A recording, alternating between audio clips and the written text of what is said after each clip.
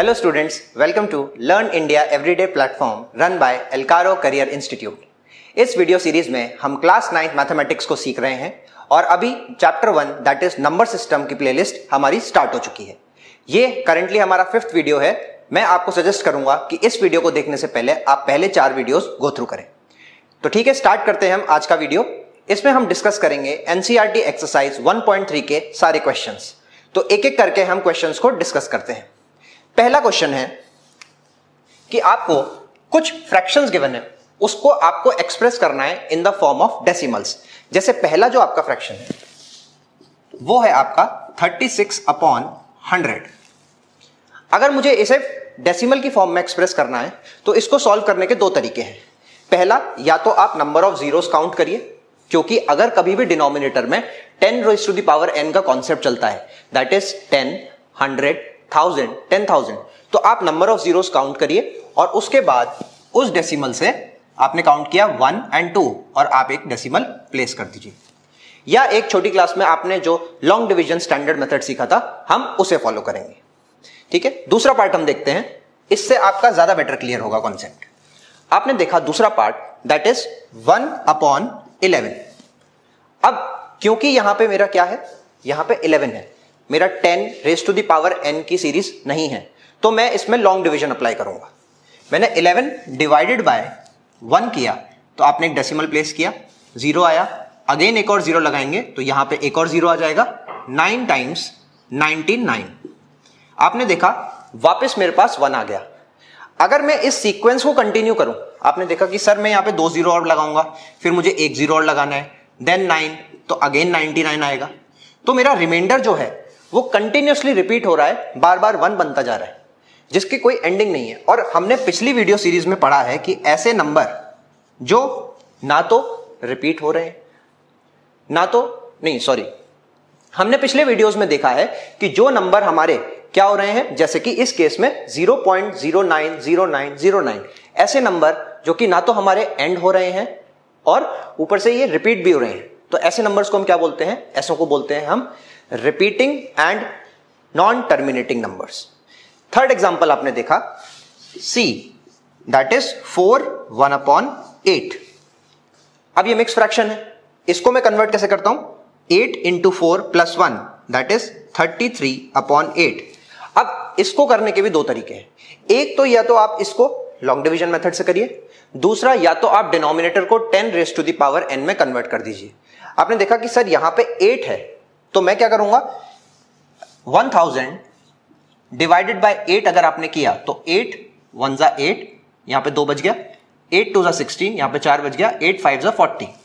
तो एक तरीका तो यह है कि मैं न्यूमरेटर और डिनोमिनेटर को 125 से मल्टीप्लाई कर दूं, उससे मेरा डिनोमिनेटर 1000 आ जाएगा और 10 raised to the power n बन जाएगा। तो जो भी मेरा आंसर मल्टीप्लाई करके आएगा उसको मैं क्या करूंगा, 3 प्लेसेस राइट से लीव करके डेसिमल प्लेस कर दूंगा। दूसरा तरीका जो हमने बी पार्ट में अप्लाई किया, हम वो भी कर सकते हैं, दैट इज 8 डिवाइडेड बाय 33। तो आपने लिखा 8 4 = 32, 1 एक डेसिमल आपने लगाया, यहां पे 0, 8 1 = 8, रिमाइंडर बचा आपका 2, एंड देन 8 2 = 16, 4 0, 8 5 = 40। यानी कि जब मैंने इस मेथड को अप्लाई किया तो मेरा आंसर आया 4.125। वेरएस मैं अगर इन दोनों को मल्टीप्लाई करूं तो आप मल्टीप्लाई करके देखिए, 125 into 33, 3 5 = 15, 3 2 = 6 and 1 7 and 3। सिमिलरली 3 7 5, ये हो गया 5, 7 + 5 12, 7 8 9 10 11 and 1 4125। इस केस में भी 4125। आपने देखा 3 डेसिमल्स हैं, तो आप राइट से 1 2 3 डेसिमल्स छोड़िए, 4.125। दोनों ही केसेस में आपका आंसर आ रहा है सेम। तो आपको जो मेथड इजी लगता है आप एग्जाम में वो मेथड अप्लाई कर सकते हैं। चलिए नेक्स्ट पार्ट में मूव करते हैं। तो डी पार्ट हम देखते हैं। डी पार्ट है इसमें 3/13। यहां भी क्या है, डिनोमिनेटर मेरा किस फॉर्म में है, ना तो ये 10 raised to the power n के कॉन्सेप्ट में, तो हम लॉन्ग डिवीजन अप्लाई करते हैं। आपने किया 13 डिवाइडेड बाय 3, एक डेसिमल लगाया आपने, 0, 13 2 = 26, रिमाइंडर बचा 4। आपने बोला कि सर ये तो डिफरेंट आ गया, तो आपने लिखा 13 3 = 39, अगेन 1, क्या मेरा रिमाइंडर रिपीट हुआ? अभी तक नहीं हुआ, आपने एक और 0 लगा दिया, एक और 0 बढ़ा दीजिए। 13 7 91, रिमाइंडर बच गया 9, क्या अभी तक मेरा रिमाइंडर रिपीट हुआ? नहीं, एक और 0 लगा दीजिए। 13 6 78, ये क्या बच गया मेरा? 12 बच गया, एक और रिमाइंडर लगा दीजिए। अभी तक मेरा रिमाइंडर रिपीट नहीं हुआ है, तो इस प्रोसेस को मैं कंटिन्यू रख रहा हूं। 13 9 117, रिमाइंडर बचा 3। अगर मैंने इसमें एक और 0 ऐड किया तो आप ध्यान से देखिए, ये स्टार्टिंग का ही पॉइंट आ गया जहां से मैंने स्टार्ट किया था 30 से। तो अब जाकर के मेरा रिमाइंडर रिपीट हो गया है, मतलब इस प्रोसेस के बाद फिर से ये प्रोसेस फॉलो होगा, फिर कंप्लीट हो जाएगा, फिर से ये प्रोसेस फॉलो होगा। तो अगर मैं इसका डेसिमल एक्सपेंशन लिखना चाहूं तो मैं क्या लिखूंगा? 0.230769 पूरे के ऊपर बार, क्योंकि जिस पॉइंट से मेरा रिमाइंडर रिपीट होता है वहीं से वापस वो प्रोसेस कंटिन्यू हो जाता है। चलिए एफ पार्ट देखते हैं इसका। 11 डिवाइडेड बाय 2, एक डेसिमल लगाया 0, 11 1 11, ये बच गया 9 0। 9 अभी भी रिमाइंडर अलग है, आपने 88 कर दिया 2। अब जैसे ही आपने एक और 0 लगाया, आपने देखा कि ये मेरा स्टार्टिंग वाली चीज आ गई, स्टार्टिंग वाली चीज आ गई, तो वापस से ये प्रोसेस फॉलो होता रहेगा और एक लूप चलता रहेगा जो कभी फिनिश नहीं होगा। तो आपका आंसर क्या बन जाएगा इसका? 0.18 बार। ओके, लास्ट पार्ट हम चेकआउट करते हैं इसका। 329 डिवाइड बाय 400। तो अब अगेन ये वैसा ही क्वेश्चन है जैसे मैंने आपको पिछले वीडियोस में बताया था कि आप क्या कर सकते हैं, या तो आप डिनोमिनेटर को देख लीजिए, क्योंकि ये किसका पार्ट है? क्योंकि 10 raise to the power n का है। तो हम एक काम करते हैं, इसको 4 से डिवाइड कर लेते हैं। 400, 4 8 जा 32, 4 2 जा 8, एक डेसिमल आया, 1 बचा 0, 4 2 जा 8, 2 बचे 82.25, 82.25 अपॉन 100। हमारा मेन मोटिव रहता है कि हम डिनोमिनेटर में 10 raise to the power n बनाएं, क्योंकि वहां से डायरेक्ट वैल्यू निकालना इजी रहता है। तो आपने देखा कि सर 82.25 अपॉन 100, अब क्या करें? अब कुछ नहीं, आप 100 हटाने के लिए आप 2 डेसिमल प्लेसेस लेफ्ट में शिफ्ट कर दीजिए, तो आपका आंसर आ जाएगा 0.8225। इसी के साथ खत्म होता है हमारा क्वेश्चन 1 के ऑल द पार्ट्स। चलिए अब क्वेश्चन नंबर 2 स्टार्ट करते हैं। ओके, तो क्वेश्चन नंबर 2 में हमें 1/7 की वैल्यू गिवन है, that is 0.142857 bar. That means इस प्रोसेस के बाद अगेन वही प्रोसेस हमारा रिपीट होता रहेगा और वो कंटिन्यूस लूप में चलता रहेगा। तो आपसे पूछा जा रहा है कि 2/7 की वैल्यू बताइए। 2/7 को आप कैसे लिख सकते हैं? आप लिख सकते हैं सर 2 × 1/7, और क्योंकि मुझे इसकी वैल्यू पता है, मैं इसकी वैल्यू को यहां से सब्स्टिट्यूट कर लूंगा, तो ये बन जाएगा 2 × 0.142857, ये आ जाएगा बार। अब आपको सिंपली इसको मल्टीप्लाई करना है, आप इसको मल्टीप्लाई कर दीजिए 142,857 और इसको मल्टीप्लाई कीजिए 2 से। 2 7 14, कैरी 1, 2 5 10, 11, कैरी फॉरवर्ड 1, 2 8 16 और एक 17, कैरी फॉरवर्ड 1, 2 2 4 और एक 5, 2 4 8 एंड 2 1 2। तो आपका आंसर क्या बना? 0.285714, उसके ऊपर बार। सिमिलरली 3/7 है, इसको मैं लिख सकता हूं 3 × 1/7, ये बनेगा मेरा 3 × 0.142857। सिमिलरली 4/7 बनेगा मेरा 4 × 1/7, दैट इज 4 × 0.142857। अब मैं चाहता हूं कि ये जो दो चीजें लिखी है मैंने 3/7 और 4/7, इसका आंसर आप कमेंट बॉक्स में लिखिए सॉल्व करके। आप चाहें तो इस वीडियो को पॉज कर दो, सॉल्व करिए, कमेंट बॉक्स में आंसर करिए और कंटिन्यू करिए वीडियो। तो चलिए हम मूव फॉरवर्ड करते हैं क्वेश्चन नंबर 3 की तरफ। तो चलिए अब देखते हैं क्वेश्चन नंबर 3। क्वेश्चन नंबर 3 के ए पार्ट में हमसे पूछा जा रहा है कि 0.6 बार को रिप्रेजेंट करिए in the form of p/q, that is rational number. अब जिन स्टूडेंट्स ने मेरे पुराने वीडियोस नहीं देखे, मैं सजेस्ट करूंगा कि एक बार पुराने वीडियोस देखें, वहां मैंने डिटेल में समझाया है कैसे हम ऐसे डेसिमल एक्सपेंशन को कन्वर्ट कर सकते हैं p/q फॉर्म में, दैट इज रैशनल फॉर्म में। और क्यों यही फॉर्म जो है हमारी p/q फॉर्म में कन्वर्ट हो सकती है, नॉन रिपीटिंग वाली क्यों नहीं हो सकती, इसके लिए आप मेरी इंट्रोडक्शन वीडियो जरूर देखिए। तो हम यहां पे देखते हैं p/q फॉर्म। x की वैल्यू हमें गिवन है 0.6666 मूविंग ऑन टिल इंफिनिटी। अगर मैं इसको मल्टीप्लाई बाय 10 कर दूं, अब एक तरफ तो मल्टीप्लिकेशन होगा नहीं, दोनों तरफ हमें करना पड़ेगा।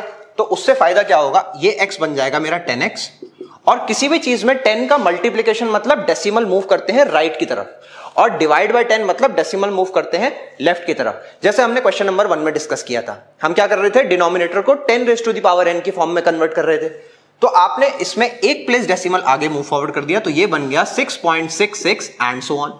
ये हो गई मेरी इक्वेशन 1, ये हो गई मेरी इक्वेशन नंबर 2। अब आपने देखा कि this is the bigger number and this is the smaller, तो दोनों को सब्ट्रैक्ट कर दीजिए। 2 - 1 आपका बनेगा 10x - x, ये कितना हो गया 6.6666 माइनस 0.6666।